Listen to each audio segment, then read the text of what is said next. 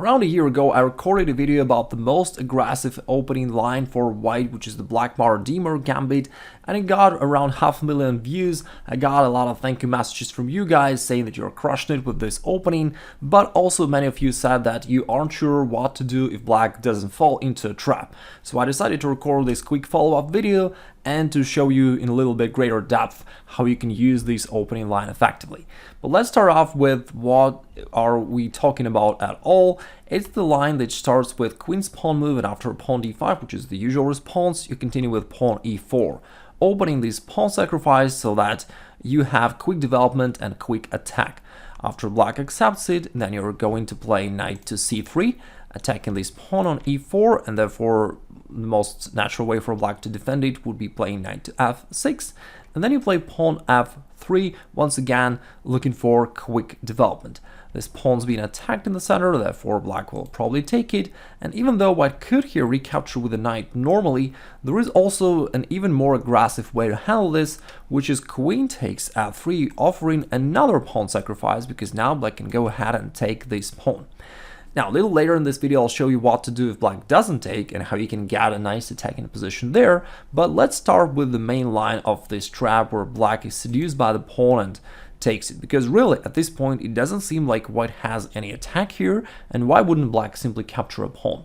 Now, you play bishop e3, bring the bishop out, also enabling your rook to go to d1 potentially in the future, either just rook d1 or you can castle queenside and simultaneously bring your rook there, which is going to be active along this open file. But of course, right now the queen is under the attack and therefore it needs to go somewhere. There is a move queen g4, which I analyzed in my earlier video about this opening, so you may check this out later.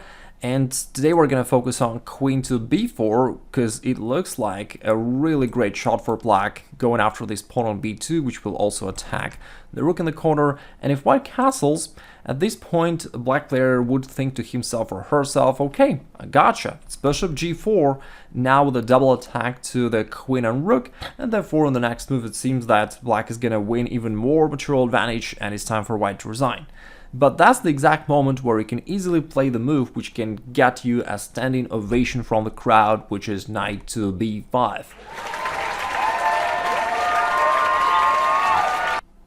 And even if there is no crowd cheering you, well, at least you win a nice game of chess. Here the trick is you're attacking this pawn on c7, and actually in the majority of the games black simply takes this queen on f3, which leads to knight to take c7, beautiful checkmate. Notice that the rook covers this file and therefore the king cannot go there, so it's just a checkmate.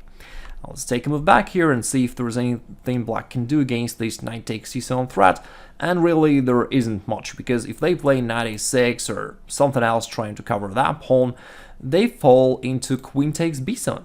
Now this knight on b5 is doing a great job, not only attacking this pawn, but also it blocks the black's queen out of the protection of this pawn, and therefore now this move queen takes b7 is possible, and it leads to a lot of threats to white. You're threatening to capture the rook, capture the knight, maybe go on queen c6 check, or taking with the knight on c7. There's simply too much to handle for black, and they're gonna lose within a few moves here. Let's say if they try rook b8, which is something that they often do, then you've got another chance to win in a spectacular way. Queen takes b8, sacrifice the queen to deflect this knight from a6 so that it doesn't cover the c7 square anymore, followed by knight takes c7, a similar looking checkmate. Alright, now we know that accepting all that white has to offer is dangerous for black. Let's see what else can black play here in order to possibly refute the white's gambit. One of the ways here is that black can, instead of capturing this pawn on f3, black may try to just protect it with the bishop to f5, which looks like a good option. And what can you do then? Well, then first of all, you take here the pawn, and after knight recaptures, there is an interesting continuation, queen to f3, putting pressure on both of the black's minor pieces, and therefore black probably is going to take here on c3, and you recapture with the pawn. Now, in this case, black is still a pawn up, but you're having this double attack to the bishop and the pawn here on b7. You have a lot of open lines so that you can quickly bring your pieces out into the game, and I think that overall you're having a nice compensation here for the sacrificed material. Now, of course, somebody may say, hey, but I put it on a computer and an engine says black is better, so this whole thing doesn't work for white. Well, let me address that as well, showing you the statistics from real life games.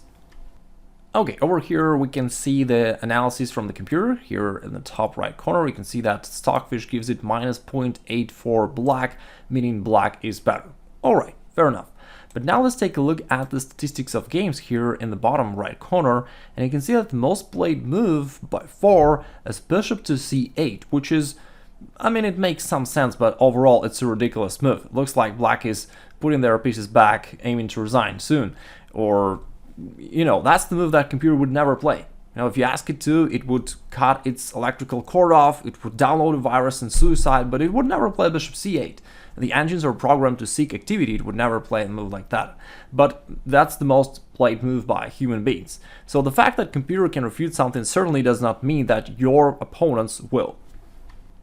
Alright, now let's see what you can do when they go bishop c8. In this case, I recommend you developing your knight to h3. Since the traditional square f3 is occupied by the queen, you can develop it in the other direction, but from here it's ready to jump into g5 and hit that f7 square in the future. Therefore, in this case, this knight is potentially a pretty dangerous piece for black.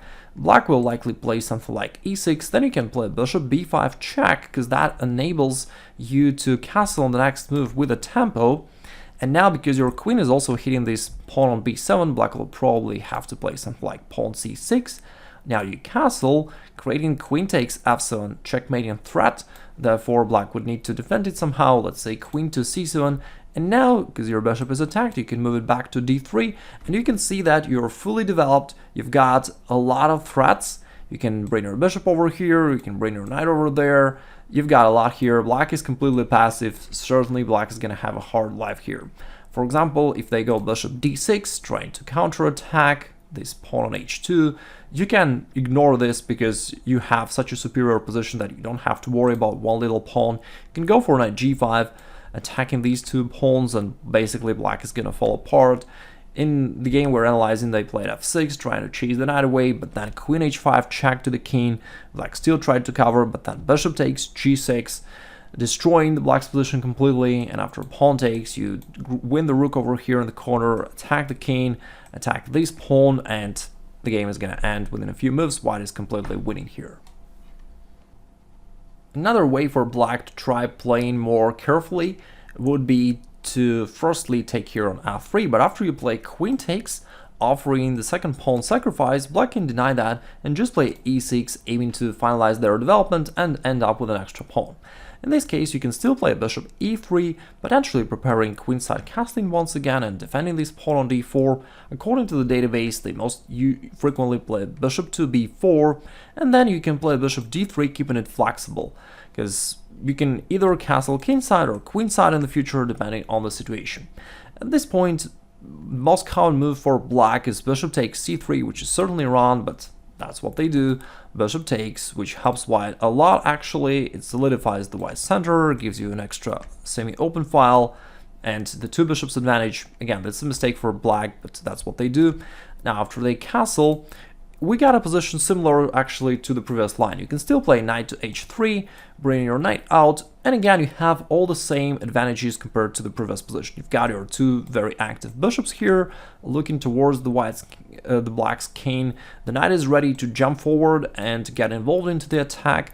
Also, you're going to castle kingside in this case, so that after that your rook will be active along the f-file, and you can see that, yes, perhaps black can defend, but it's going to be tough for them. They're going to be under massive pressure long term. And if they play knight d5, the tempting move, trying to hit here your bishop as well as your pawn on c3, or maybe to trade off some material, they fall into a big trouble after bishop takes h7. A pretty unexpected sacrifice, because it didn't seem like white can do this, but after king takes, the point here is that it's kind of like a gift sacrifice, where you start off with knight to g5 check, and after king g8, here's the critical moment. You don't play queen h5 here, aiming for queen to h7, but you play queen to h3. And this move basically wins the game, because queen h7 is still a threat, but the difference is after black here goes knight to f6, that doesn't hit the queen on h5, because your queen is on another square. That's the whole trick here of this entire variation.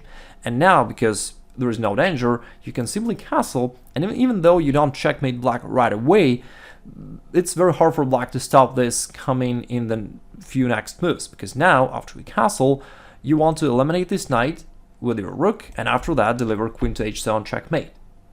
And yeah, what can they do about this? Well, certainly not easy to figure it out. If they decide to play knight to d7, which is the best defense, then you play rook f4. Another cool move here with the multi-purpose. Potentially you can bring your other rook into f1 and then sacrifice them both against the knight and still deliver queen to h7 checkmate. So that's plan number one. And the second plan is even simpler. You're gonna swing your rook over here to the h-file and deliver checkmate over there on h8. And there is not much black can do against this very simple threat, so white is winning here. Now, if you haven't watched my previous video about the Blackmar Diemer Gambit, you can click there and watch it right now. Also, let me invite you to join my free masterclass by clicking the link over there, where you can elevate your chess skills overall beyond opening traps, but becoming a better chess player overall.